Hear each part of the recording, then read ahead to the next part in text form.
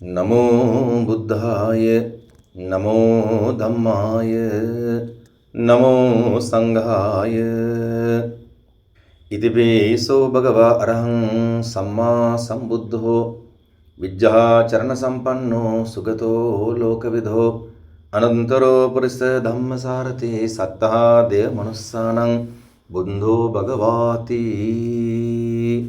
සෝවන් ඵලයේදී සංයෝජන ධර්ම අහෝසි වන අයුරු. සෝවන් පුද්ගලයා භව හතක් තුළදී නියත වශයෙන්ම පිරිනිවන් බව කියන්නේ ඇයි? සක්කාය දිට්ඨි, විචිකිච්ඡා, සීලබ්බත පරාමාස යන සංයෝජන ධර්ම සහ මුලින්ම ඔහුගෙන් තුරන් වන්නේ කෙසේද? ඒවා යලි නොපොදින ලෙස අහෝසි වන්නේ ඇයි? මේ විද්‍යාත්මක සත්‍ය කුමක්ද? මේ ඇතිවන්නේ කෙසේදයි අප සාකච්ඡා කරමු. මෙම ලිපියේ අරමුණ නාම රූප පරිච්ඡේද ඥානයේ සිට සෝවාන් මාර්ගඵල සිත්ෙක් ඇති විදර්ශනා ඥාන එකිනෙක විස්තර කිරීම නොව භාවනා යෝගියාට යන්තම් වැටහීමක් දීමට අවශ්‍ය කරුණු විස්තර කිරීම පමණි. සෝවාන් ඵලයට පැමිණෙන්නේ කෙසේද? විදර්ශනා වැඩීමෙනි. විදර්ශනාව යනු නාම රූප ධර්ම ඇතුළු විශ්වයේ පවතින සියලු භෞතික ලෞකික වස්තුන්ට අත්වන ඉරණම පැහැදිලිව දැකීමයි. එනම් ත්‍රිලක්ෂණය ප්‍රත්‍යක්ෂ වීමයි. බුදුදහමේ ඇති හරය හකුලුවා දැක්වූහොත් එය ත්‍රිලක්ෂණ යයි හැඳින්වුවොත් නිවැරදි වේ. බුදුදහමෙන් හෙළිපෙහෙළි කෙරෙන සකල වේද ධර්මය ගොඩනැගී ඇත්තේ ත්‍රිලක්ෂණය මතයි. ත්‍රිලක්ෂණයෙන් තොර බුද්ධ දර්ශනයක් නොමැති හා සමානය. මුළු විශ්වය පුරා ක්‍රියාත්මක වන සියල්ල රැඳී ඇත්තේ ත්‍රිලක්ෂණය මතයි. අනිත්‍ය, දුක්ඛ, අනාත්ම ඒ උතුම් ත්‍රිලක්ෂණයයි. විශ්වය තුල නිරන්තරයෙන් නොනවත්වාම ක්‍රියාත්මක වන උත්පාද, තිථි, භංග යන ක්‍රියාදාමේ ඵලයද යයි. ඉපදීම, පැවතීම, මරණය. බ්‍රහ්ම, විෂ්ණු, ඊශ්වර යනුවෙන් දේවත්වයට නගා හින්දු බැතිමතුන්ද හඳුන්වන්නේ මෙම උත්පාද, තිථි, භංග යන ක්‍රියාකාරීත්වය නොවේද? බ්‍රහ්ම එනන් උත්පාද නොහොත් උපතද, විෂ්ණු එවත් තිථි නොහොත් පැවැත්මද, ඊශ්වර භංග නොහොත් විනාශයද ප්‍රතිමූර්තිමත් කරයි. එනම් එම දර්ශනය තුළ ත්‍රිමූර්තියෙන් හැඟවෙන්නේද අවතිලෝගුරු බුදුපියාණන් වහන්සේ සොයාගත් මෙම උත්පාද, තිථි, භංග කියන ධර්මතාවයේ හටගන්නේ පවතින්නේ සත්වයක තුල ඇති නාම රූප කොටස් දෙකෙහි පමණක්ද? නැත. මුළු විශ්වයේ පුරාම යම්කිසි වස්තුවක් ඇතනම් එම සෑම වස්තුවක්ම මෙම ධර්මතාවයට නිරන්තරයෙන් ගොදුරු වෙයි. කලින් ලිපිවල විස්තර කළ පරිදි පරමාණුවේත් අන්තිමේ දක්වා කඩා විනාශ කළ විට තරංගමේ තත්වයට පත් නොවන කඩා විනාශ කළ නොහැකි වස්තුවක් තිබේද? එවැනි වස්තුවක් ඇතැයි ඔබට කිව හැකිද? සචේතනික හා අචේතනික එනම් පන ඇති පන නැති සෑම වස්තුවක්ම උත්පාද, තිථි, භංග යන ධර්මතාවයන්ට නිරන්තරයෙන් ගොදුරු වෙමින් පවතී. ඕනෑම වස්තුවක් අන්තිම මූල්‍ය දක්වා කඩා බැලූ විට නිවි නිවි පත්තුවන්නාක් මෙන් මෙරි මෙරි උපදින ධර්මතාවයකට ගොදුරු වන බව නූතන විද්‍යාව පවා අද ඔප්පු කර තිබේ. සෝවාන් ඵලයට පැමිණි පුද්ගලයා මෙම තත්වය හොඳ හැටි ප්‍රත්‍යක්ෂ කරගෙන සිටී. මොහොතක් පාසා මෙරි මෙරි උපත ලබන තරංග විශේෂයක් වස්තුවක් ලෙස පෙනෙන්නේ ඇයි? එය විවිධ කලාපවලට ගොනු වී ඇති බැවිනි. කලාප යනු දරමිටිය, මල්මිටිය වැනි වස්තු සමූහයක එකතුවකි. රැස්වීමකි. මූල ධාතු එක්වීම නිසා රූප කලාප ඇති වේ. කය, එතකොට සිරුර, ගහකොළ, ගස්ගල්, ග්‍රහතරු ආදී සියල්ල ආපෝ, තේජෝ, වායෝ, පඨවි යන රූප කලාපවල එකතුවකි. නාම පක්ෂයේද කලාප ඇති වේ. උත්පාද, තිති, භංග වෙමින් පවතී. චිත්ත වීති පරම්පරාවක් භවයෙන් භවයට විවිධ ආත්මවල උපත ලබන විට සිදුවන්නේ නාම කලාපයක් මත රූප කලාපයක් බිහිවීමයි. ඒ මතු පිටින් සත්වයෙකු ලෙස පෙනුනත් සෑම මොහොතක් පාසාම උත්පාද, තිති, භංග යන ක්‍රියාවලිය ඇතුළතින් සිදුවෙමින් පවතී. එය කයෙත් නැතහොත් ශරීරයේත් එසේමය. චිත්ත චෛතසිකවලත් එසේමයි. නාමයන්ගින් බිදි බිදී පවත්නා ස්වභාවය කාලය කියා දෙයකින් මැනිය නොහැකි තරම් සියුම් වූවත් නාමයන්ගේ බිදි බිදී පවත්නා ස්වභාවය කාලය කියා දෙයකින් මැනිය නොහැකි තරම් සියුම් වූවක් බව උදව්‍ය ඥානය පහළ වූ විට වැටහෙයි. වාෂ්ප වලින් ජල බිඳුවක් සෑදී එතන රූප කලාපයක් හටගනී. ජල බිඳු එක් වී වැව් පොකුණු හටගනී. ඒවා වෙන් වෙන්ව පිහිටි කලාපයි. ගංගා එකතු වී මහා සාගරය සෑදේ. එතන තවත් කලාපයකි. මෙහි මූලය බැලූ විට ආපෝ ගුණය මුල් කොට ගත් තරංග විශේෂයකි. මුළු විශ්වය පුරා පවතින සෑම වස්තුවක්ම ක්‍රමයෙන් විශාල වෙමින් යන රූප කලාපවල එකතුවකි. මූලය තරංග විශේෂයකි. මොහොතක් පාසා මෙරි මෙරි මූල ධාතු වලින් සෑදුණු පෙනෙන්නට තිබෙන වස්තුන් කලක් පවතින්නේ ඇයි? සෑම වස්තුවකටම ඇති ආයු ප්‍රමාණය නිසා එය වැඩි කලක් පවතිනාක් මෙන් දැනේ. ඒසේ පෙනේ. මෙරි මෙරි උපත ලබන ධර්මතාවයට සෑම මොහොතක් පාසාම ගොදුරු වන ජීවී අජීවී වස්තුන් නියමිත කාලයක් තුළදී සම්පූර්ණයෙන් අභාවයට යයි. ජීවී අජීවී සෑම වස්තුවක්ම අනිවාර්යෙන්ම අභාවයට පත්වීම ලෝක ධර්මතාවයේ අනුව නියමව ඇති කාලයට ආයුෂ යයි කියති. විශ්වය පුරා විසිරී ඇති සෑම වස්තුවක්ම රූප කලාප හා ආයු කලාප වලින් යුක්ත වෙයි. ඒ කියන්නේ කුමක්ද? කලාප කියන්නේ මූල ධාතු සමූහයක එක් රැස්වීමකි. එකට ඇලී පැවතීමකි. නාම පක්ෂය අමතක කර රූප පක්ෂය ගතහොත් ආපෝ, තේජෝ, වායෝ, පඨවි කියන්නා වූ බිදි බිදී පවතින තරංග විශේෂයක් මූලයේ කොටගත් මහා භූතයන්ගේ එක්වීමෙන් සෑදුණු කලාප රූප වශයෙන් අපි දකිමු. ගස්වැල්, පුටුමේස, ඉරහඳ, වැව් පොකුණු ආදී විශ්වය පුරා දක්නට ලැබෙන සෑම වස්තුවක්ම තරංග විශේෂයක් එක්රැස් වී සෑදුණු කලාප මිස තනි දෙයක් වශයෙන් ගත හැකි වස්තුවක් නොමැත. නාම පක්ෂයේද එසේමය. තිරිසන්, අසුර, ප්‍රේත, පිසාච, කුම්භාණ්ඩ, මනුෂ්‍ය, දිව්‍ය, බ්‍රහ්ම ආදී කවර සජීවී වස්තුවක් ගත්තත් බිඳි බිදී පවතින උත්පාද, තිති, භංග වන නාම රූප දෙකේ එකතුවක් එක්රැස්වීමක් විනා පුද්ගලයෙකු, සත්වයෙකු, වස්තුවක් කියා ගන්නට දෙයක් එහි නොමැත. ඉහත විස්තර කළේ රූප කලාප සෑදෙන ආකාරයයි. දැන් ආයු කලාප සෑදෙන ආකාරය විමසා බලමු. ඉහතින් සඳහන් කළ ජීවි අජීවි සෑම වස්තුවක්ම අභාවයට නොගොස් පැවතිය හැකි කාලයට ආයුෂයයි කියමු.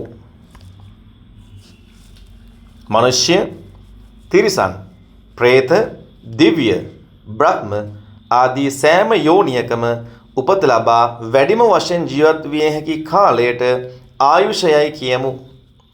මෙම කවර යෝනියක උපත ලැබුවත් මොහොතක් පාසා ඉපිද මියයයි.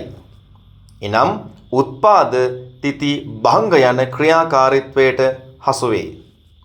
ඒ කය සෑදී ඇති නාමරූප ධර්ම සෑම මොහොතක් පාසාම ගොදුරුවන එම ධර්මතා එක්තරා කලාපයක් තුළ ක්‍රියාත්මක වෙමින් පවතී.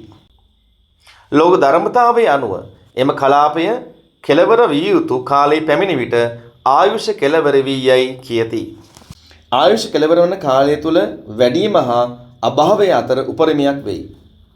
ජීවී අජීවී සෑම වස්තුවක්ම එක්තරා වයසක් දක්වා වර්ධනය වේ. ඒ වයස ඉක්ම ගිය විට ක්‍රමක්‍රමයෙන් අභාවයට පත්වේ. මහලු වේ. ජරාවට පත්වේ. මෙසේ වැඩෙනවා කියන්නේ ආපෝ තේජෝ වායෝ පඨවි කියන මූල ධාතු විනාශ වන ප්‍රමාණයට වඩා රූපයට හෝ වස්තුවට අලුතින් එක්වන ප්‍රමාණයේ වේගයේ වැඩිවීමයි. ඒ සිදුවන්නේ සත්වයන්ගේ නම් ආහාර වලින්, ගස්වැල් වලට නම් පොහොරින්, වෙනත් වස්තුන්ට නම් ධාතු මූල එක්වීමෙනි.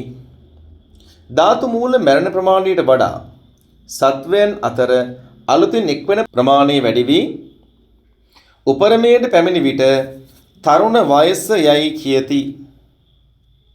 තරුණ වයස ඉක්මවන විට අලුතින් එක්වන මූල ධාතු ප්‍රමාණයට වඩා මොහොතක් පාසා මිය යන මූල ධාතු ප්‍රමාණය වැඩි වෙයි. එවිට ජරාවට පත්වෙයි. මහලු වෙයි. මෙම වැඩිවීමට හා විනාශයට මූල ධාතු වල ස්වභාවයේ අඩු වැඩි වීමද හේතු වේ. ආයුෂ දිවීදී පවා ඇතමුන් මේ යන්නේ මූල ධාතු වල සමතුලිතතාවය බිඳී අඩු වැඩි වීමෙනි. ආයුර්වේදයේ ත්‍රිදෝෂ කිපීම යනින් හඳුන්වනු ලබන්නේ මූල ධාතු වල අස්වාභාවික වෙනස් වීමය. ත්‍රිදෝෂවාදය පදනම් වී ඇත්තේද ත්‍රිලක්ෂණය මතයි. මොහොතක් පාසා මියන ප්‍රමාණී වේගයට ඔරොත්තු නොදෙන තත්වයකට පත් වූ විට ප්‍රාණ වායුව හා ඌෂ්ණය ශරීරයෙන් බැහැර වෙයි. එවිට මිය ගියා යයි කියති. විශ්වය පුරා පවතින විවිධ සත්වයන්, ගස්වැල්, බඩමුට්ටු, ගෙවල් දොරවල්, ඇලදොල, ගංගා, ඉරහඳ, ග්‍රහ තාරකා ආදී නිරන්තරයෙන්ම මෙම උත්පාද තිති භංගවන ධර්මතාවයට ගොදුරු වී ආයුෂ කෙලවර වන විට විනාශය සිදුවේ. යලියම් මූල ධාතු වලින් තව වස්තුවක් සෑදී එම ඉරණමටම ගොදුරු වේ. පොල් ගසක, කොස් ගසක, දෙල් ගසක, පළු ගසක, වීර ගසක ආදී වශයෙන් ඒ ගස් පවතින ආයුෂ ප්‍රමාණයක් ලෝක ධර්මතාවයට අනුව නියම වී ඇත. එක් ගසක පවතින කාලයක් වෙනත් ගස් වර්ගයක් පවතින්නේ නැත. බල්ලන්, බලලුන්, නයින්, පොළඟුන්, කොටින්, සිංහයන්, මනුෂ්‍යයන්, ප්‍රේතයන් ආදී විවිධ වර්ගවල සත්වයන්ටද ජීවත් වීමට නියමිත විවිධ ආයු කාලය ඇත. බොහෝ කලක් පවතින දියමන්ති, මෙනික් ආදී අචේතනික වස්තුන්ට පවා නොමරී පැවතිය හැකිද? ඒවාද කලකදී විනාශ වේ. ඒවාටද ආයු කාලයක් තිබේ. සෑම වස්තුවකම අභාවී සිදුවන්නේ උත්පාද තිති භංග කියන ධර්මතාවයට අනුවයි. ඉරහඳ, ග්‍රහ තාරකා පවා විනාශ වෙමින් යලි ඇති වෙමින් මෙම ධර්මතාවයට ගොදුරු වේ. එය මේ මහා විශ්වයේ ඇති සමතුලිතතාවයයි. විශ්වයේ හේතු ප්‍රත්‍යයන්ගෙන් හටගත් සීලම වස්තුන් නිරන්තරයෙන් සෑම මොහොතක් පාසාම ගොදුරු වන මෙම ධර්මතාවයෙන් ගැලවීමට කිසිවෙකුට නොහැකි බව සෝවාන් පුද්ගලයාට ප්‍රත්‍යක්ෂ වේ. ඔහුට ඒ ප්‍රත්‍යක්ෂ වූයේ අසා දැනගත් සූතමේ ඥානයෙන් නොව විදර්ශනා වැඩීමේදී නාම රූපවල බිඳි බිඳි යන ස්වභාවය දැක පහළ වූ උදව්‍ය ඥානේනි. බිඳි බිඳි යන නාම රූප කලාප මිස පුද්ගලයෙකු සත්වයෙකු වස්තුවක් කියා කිසිවක් නැති බව දැකීමෙන් ඔහු ප්‍රත්‍යක්ෂ කරගනි. දෙවියෙකු බ්‍රහ්මයෙකු තබා විශ්වයේ කිසිම බලවේගයකට මින් ගැලවිය නොහැකි බව භාවනා යෝගියා තේරුම් ගනී. පුද්ගලයෙකු පවුලක් ගමක් රටක් රාජ්‍යයක් අධිරාජ්‍යයක් සෞරග්‍රහ මණ්ඩලයක් ආදී වශයෙන් ගත් කල මෙම ධර්මතාවයෙන් තොරව කිසිවක් සිදු නොවන බව වැටහෙයි. පුද්ගලයෙකු කලක් දිනු වී සිටීමටත් කලක් පිරිහීමටත් ගමක් රටක් රාජ්‍යයක් අධිරාජ්‍යවල දියුණුවට හා පිරිහීමටත් මෙම ධර්මතාවයේ බලපායි. කලක් ස්වර්ණමය යුග වශයෙන් පැවති අධිරාජ්‍යයන් කැබලි කැබලි වලට කැඩී ගොස් පිරිහී යන්නේ නිරන්තරයෙන් ක්‍රියාත්මක වන මෙම ධර්මතාවය නිසාය. නින්දා ප්‍රශංසා ලාභ අලාභ යස අයස දුක සැප යන අශලෝක ධර්ම චක්‍රයද ක්‍රියාත්මක වීමටද මෙම ධර්මතාවය එනම් උත්පාද තිති භංග යන ධර්මතාවය බලපාන බව වැටහෙයි. මොහොතක් පවතින්නේ නැති වස්තුවක මෙරි මෙරි උපත ලබන නාම රූපවල කලාපවල මම කියා ගත හැකි පුද්ගලයෙකු හෝ නිත්‍ය ආත්මයක් නැති බව සෝවාන් පුද්ගලයා ප්‍රත්‍යක්ෂ කරගනි. මෙය ප්‍රත්‍යක්ෂ කරගන්නවා කියන්නේ දැනගන්නවා නොව උදව්‍ය භංග ආදී විදර්ශනා ඥාන පහළ වීමෙන් දැක අවබෝධ කර ගැනීමයි. හැම මොහොතක් පාසාම ලෞකික ලෝකයේ ජීවත් වීමේදී තමාට අත්විඳීමට සිදුවන දුක සැප ආදී කවර අත්දැකීමක් වුවත් ත්‍රිලක්ෂණය අනුව බැලීමට පුරුදු වීමයි. සම්මා සතියෙන් යුතුව බලයි. යහපත් සිහියෙන් යුතුව බැලීමට සෝවාන් ඵල ප්‍රාප්ත යෝගාවචරයා පුරුදු පුහුණු වේ. අශලෝක ධර්මය ගොඩනැගී ඇත්තේ ලෝකේ නිරන්තරයෙන් ක්‍රියාත්මක වන නැතිවීම උඩ බව ඔහුට මුහුණ පෑමට සිදුවන සෑම අභියෝගයකදීම තේරුම් ගනී. මම කියන පුද්ගලයෙකු හෝ ආත්මයක් හෝ නැති බව ප්‍රත්‍යක්ෂ කරගනී. එවිට නැවත නූපදින පරිදි සක්කාය දිට්ඨිය අහෝසි වේ. සක්කාය දිට්ඨිය කියන්නේ මම කියා කෙනෙකු සිටිනවා කියා කය දෙස සුභවාදී ආකාරයට බැලීමයි. භවයෙන් භවයට යන්නේ චිත්ත පරම්පරාවක ඇති නැති වෙමින් පවතින නැතහොත් විපරිණාමයට ගොදුරු වන පටිච්ච සම්පන්න වන නාම රූප කලාප මිස නිශ්චිත ආත්මයක් හෝ සත්වයෙකු නොවන බව වැටහේ. සෝවාන් පුද්ගලයා තුල සක්කාය දිට්ඨිය අවසන් වන්නේ මෙසේය. ඒ ඇතිවන්නේ නාම රූප උදව්‍ය හා භංග ඥාන පහළ වීමෙනි. කර්මාදී අනෙකුත් හේතු බලපාන හැටිද ඔහු දකි.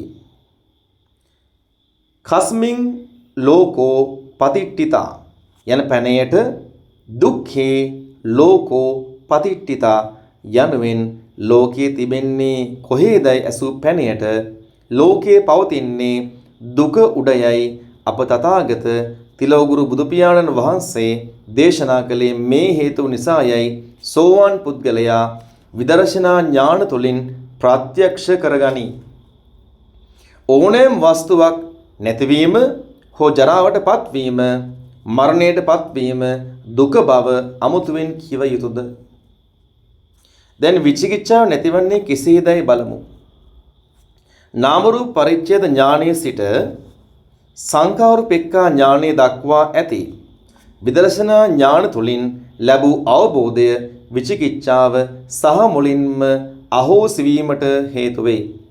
ලෝකෝත්තර සිත් හැරුණ විට රූපයකින් තොරව සිතක් පහළ නොවන බව භාවනාවේදී ඔහු ප්‍රත්‍යක්ෂ කරගනී. තේරුම් ගැනීමේ පහසුව සඳහා සිත් යන වචනේ භාවිතා කළත් නාමය විඥාණය යන නමින් එය හඳුන්වනු ලබයි. ඇස, කන, නාසය, දිව, කය, මනස යන ආයතනවල රූපයක් ගැටුණ විට විඥානයක් උපද ලබන බව වැටහෙන්නට පටන් ගනී. ඇසේ රූපයක් ගැටුණ විට වේදනා, සංඥා, සංකාර, විඥාන යන අවස්ථාවල පරිවර්තනය වන්නේ මුලින්ම ඇසේ ගැටුණු රූපයම වෙනස් වීමකට නැතහොත් විපරිණාමයට භාජනය වීමෙන් බව වැටහෙයි. වී ඇටය හාල් ඇටය වී හාල් ඇටේ බත් ඇටේ වන්නාක් මෙන් පසඳුරන්ට ගෝචර වන කවර හෝ රූපයක් තුළින් ඉහත සඳහන් අවස්ථා පසුකොට විඥානයක් පහළ වන බව හේදකි. ඇසේ රූප ගැටුණු විට චක්කු විඥානය පහළ වන ආකාරයටම කනේ රූප එනම් ශබ්ද ගැටුණු විට සෝත විඥානය ආදී වශයෙන් විඥාන පහළ වන්නේද බාහිර රූප හේතු කොටගෙන බව ප්‍රත්‍යක්ෂව වැටහි. මෙම රූප ගනු ලබන්නේ වේදනාව නිසා බවත් වේදනාව යනු විඳීම බවත් වටහා ගනී. විඳීමක් ඇති තැන එයට ආශාවක් ඇතිවන බවත් මෙම ආශාව තණ්හාව බවත් වැටහි. තණ්හාව විඳීමට නොහොත් වේදනාවට හේතුවක් වන අතර එම වේදනාවම ඉඳුරන් පිනවීමට නොහොත් රූප කරා ඇදී යාමට හේතු වන බවත් ප්‍රත්‍යක්ෂ කරගනී. ඉන්ද්‍රයන්ට ගෝචර වන රූප ආපෝ, තේජෝ, වායෝ, පඨවි යන ධාතු මූලයන්ගෙන් සමන්විතයි. ධාතු මූලවල ස්වභාවය ශුන්්‍යතාවයට ආසන්න තරංග විශේෂයකි. ඒ ශක්ති විශේෂයකි. ඇති නැති වෙමින් පවතී. රූපයක් නැතිව වේදනාවක් ඇති නොවේ. වේදනාවක් නැතිව සංඥාවක් ඇති නොවේ. වේදනාවක් සංඥාවක් නොමැතිව විඥානයක් පහළ නොවේ. විඥානයක් පහළ වූහොත් උපතක් ඇති වේ. පසඳුරන්ට ගෝචර වන කවර හෝ රූපයක් උපතක් ඇති කිරීමට හේතු වන බව, කයක් ඇති කිරීමට හේතු වන බව ඔහුට වැටහි. මේ වැටහීම ඇති වූ විට එයට නාම රූප පරිච්ඡේද ඥානය පහළ වී යයි කියති. පිරිනිවීම යනු යල ඉපදීම නොහොත් පුනර්භවය අත්හිට වීම. එනම් පසඳුරන් පිනවීම පිණිස රූප ගැනීමෙන් හැකිතරම් දුරට වැළකී යුතු යයි වැටහි. එවිට තණ්හාව අහෝසි වන බව එතුමා දකි. සංඥා වේදිත නිරෝධය නැතහොත් සංඥා විදීමෙන් මිදීම නිවන බව ප්‍රත්‍යක්ෂ වේ. තණ්හාව වැඩෙන්නේත් සිත අපවිත්‍ර වන්නේත් ඇලීම හා ගැටීම නිසාය. ඒ නිසා සිත කැමැති රූපවල ඇලීමෙනුත් අකමැති රූපවල අරමුණුල ගැටීමෙනුත් වැළකී යුතු බව ප්‍රත්‍යක්ෂ වේ. ඇලීම එනම් ලෝභ මූලය, ගැටීම එනම් දෝෂ මූලය, ද්වේෂ මූලය. ඇලීම එනම් ලෝභ මූලය, ගැටීම එනම් ද්වේෂ මූලය දෙකින් මිදී උපේක්ෂාවෙන් කල් ගෙවිය යුතුය.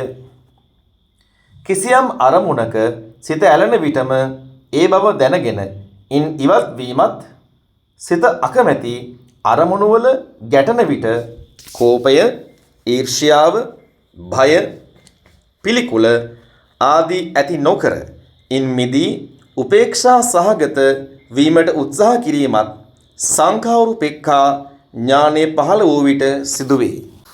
විදර්ශනා භාවනාවේදී සංඛාරවල ස්වභාවය හා ඉන් ඇතිවන විදීම්වල ස්වභාවය දැක ප්‍රත්‍යක්ෂ වී ඇති බැවින් සංඛාරුපේක්ඛා ඥානෙන් ඇලීම් ගැටීම් වලදී උපේක්ෂා විය යුතු බව ප්‍රත්‍යක්ෂ කරගනී. මෙම ඥාන පහළ වූ විට පසඳුරන් පිනවීමෙන් වළකින යෝගාවචරයා තුලින් තණ්හාව ක්‍රමයෙන් දියවන්නට පටන් ගනී. මුංචිතු කම්යතා ඥානය පහළ වේ. ඔහු තුල මුංචිතු කම්යතා ඥානය පහළ වේ. කාම වස්තුන්ගෙන් මිදීමේ ඥානය පහළ වේ. සසර ගමන ඇති කරන හේතු එකිනෙක දකින සෝවාන් පුද්ගලයා තුල තථාගතයන් වහන්සේ කෙරෙහිවත් උන්වහන්සේ ලෝට හෙළි කළ අතිශය ගැඹුරු ධර්මතාවය කෙරෙහිවත් කිසිදු සැක සංකා පහළ නොවේ. විචිකිච්ඡාව තුරන් වන්නේ ඒ ආකාරයටයි. කිරිපිටි පැකට් එකක්, රැකියාවක්, මුදලක්, රටක් රාජ්‍යයක් තබා සක්විති රජකම දෙනවා ඔය පාරේ යන්න එපා කීවත් තථාගත තිලෝගුරු බුදු පියාණන් වහන්සේ පිළිබඳවත් එම දහම් පිළිබඳවත් පවතින විශ්වාසය ඔහු තුල අංශුවකුදු වෙනස් නොවේ. සැක සංකා නූපදී. මොනම හේතුවක් නිසාවත් තමා දුටු සත්‍ය වෙනස් නොවේ. කවර භවයකදීවත් යලි බුදුදහමේ පරම සත්‍ය පිළිබඳව සැක සංකා ඇති නොවේ. එසේ වන්නේ සෝවාන් පුද්ගලයා මේ සියල්ල භාවනා ඥානය තුළින් ප්‍රත්‍යක්ෂ කරගෙන සිටින බැවිනි. එනම් සෝවාන් මාර්ගඵල සිත්වල විපාක වශයෙනි. සෝවාන් පුද්ගලයා තුළින් විචිකිච්ඡාව අහෝසි වන්නේ එසේය. විදර්ශනා භාවනාවෙන් ලෝකේ නිරන්තරයෙන් ඇතිවන ක්‍රියාවලිය සියසින් දැක් ගැනීමට හැකිවන බැවිනි. අසා දැනගෙන සැකයට පිළිගත් දෙයක් නොවන බැවිනි. සීලබ්බත පරාමාස අහෝසි වන්නේද ඒ අයුරිනි. ගවයන්, බල්ලන්, කුකුලන් ආදී සතුන් ලෙස ජීවත් වීමේ වෘත සමාදන් වී ශරීරයට දුක් දී විමුක්තිය ලැබිය හැකියයි විශ්වාස කිරීම සීලබ්බත පරාමාසයට අසුවේ. වෘත සමාදන් වීමෙන් නිවන අරමුණ නොවන බව විදර්ශනා ඥාන තුළින් මේ භාවනා යෝගී උත්තමයා අවබෝධ කරගනී. මෙම වෘත සමාදන් වීම තුළින් විමුක්තිය ලැබිය හැකියයි දෘෂ්ටිවල එල්බගත්තෝ එදා බුදු පියාණන් වහන්සේගේ කාලයේද විසූහ.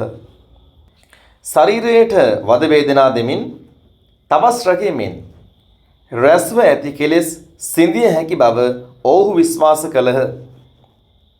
සිද්ධාර්ථ ගෞතම බෝසතාණන් වහන්සේද මුලදී දුෂ්කර ක්‍රියා කරමින් තපස් රැකීමට පෙළඹුණේ එකල දමදිව පැවති මෙම දෘෂ්ටීන්ගේ බලපෑම හේතුවෙනි. මෙහි ඇති නිෂ්ඵලත්වය වැටහුණු පසුව උන්වහන්සේ දුෂ්කර ක්‍රියාව අතහැර මෙදුම් පිළිවෙතෙහි ගොස් උතුම් වූ සම්මා සම්බුද්ධත්වයට පත් වූ සේක. සීලය සිත කය වචනය සංවර කොටගෙන අලුතින් කෙලෙස් ඇතුළවීම වළක්වා ගැනීමට හේතු වන්නක් මිස අවිද්‍යා තණ්හා දෙක දුරු කිරීමට හේතු නොවන බව වැටහි.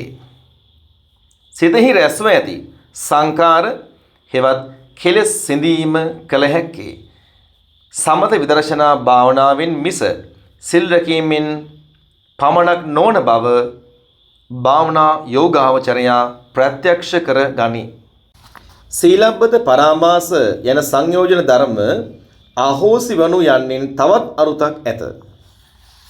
එනම් දෙව්මිනිස් සැප, බ්‍රහ්ම ලෝක සැප බලාපොරොත්තුවෙන් සිල් රැකීමේ අපේක්ෂාවක් සෝවාන් පුද්ගලයා තුළ ඇති නොවීමයි. දිව්‍ය ලෝකවල, බ්‍රහ්ම ලෝකවල කොපමණ කලක් සැප වින්දත් ඒවායේ ආයුෂ කෙලවර වී දිනක යලි භව චක්‍රයට ඇතුළු වීමට සිදුවන බව භාවනා යෝගී උතුමාණන් භාවනාවෙන් එය දැක ප්‍රත්‍යක්ෂ කරගනී. භව චක්‍රයට යලි ඇතුළු වූහොත් විඳින්නට සිදුවන මහා දුක්ඛ ස්කන්ධය එතුමා ප්‍රත්‍යක්ෂ කරගෙන ඇති බැවින් එවැනි අපේක්ෂාවක් ඔහු තුල නොමැත. වේදනානුපස්සනාව වැඩිමෙන් මෙම වැටහීම ඔහුට ලැබී ඇත. වේදනානුපස්සනාව වැඩිමින් මෙම වැටහීම ඔහුට ඇති වී තිබේ.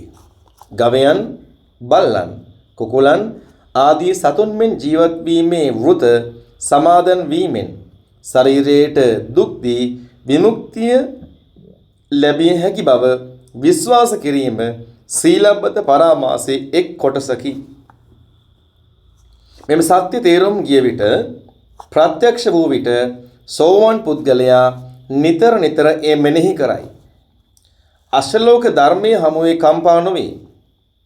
තමන්ගේ ගියදොර, වස්තුව, අමුදරුවන් ආදිය ඇතුළු විශ්වය පුරා ඇති සියල්ල ඇති වී පැවති නැති වී යන ආකාරය මේ සියල්ල මහා මායාවක් ලෙස ඔහු දකි. කවරාකාරයෙන් හෝ රූපයක් ඇතිවීම දුකට හේතුව බව පිළිගනී.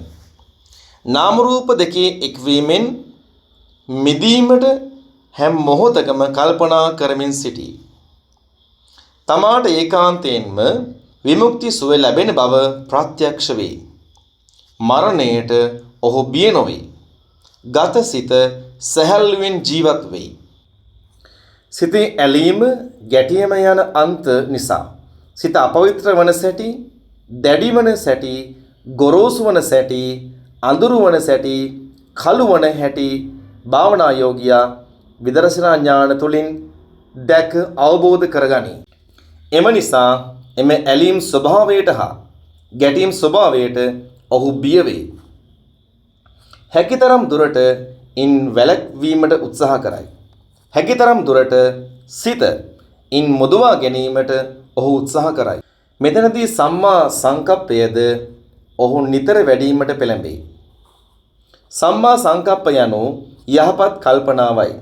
යහපත් කල්පනාව යනු ඇලීම් ගැටීම් දෙක තුළින් ඉපදෙන අකුසල් චෛතසික වැළැක්වීමටත් ඇලීම් ගැටීම් ඇති නොවන අලෝභ, අද්වේෂ චෛතසික උපදවා ගැනීමටත් ඔහු නිතර වෑයම් කරයි. ඔහු නිතර බුද්ධානුස්සති, මෙත්තානුස්සති, අසුභානුස්සති, මරණානුස්සති, ඡාගානුස්සති, සීලානුස්සති, දේවතානුස්සති ආදී ෂඩ් අනුස්සති භාවනාවල යෙදේ. ගමන් බිමන් යන විට පවා මෙවැනි භාවනාවල මේ පින්වත් යෝගාවචරයා තම සිත මෙහෙයවයි. ඔබ සැමට සම්මා සම්බුදු සරණයි.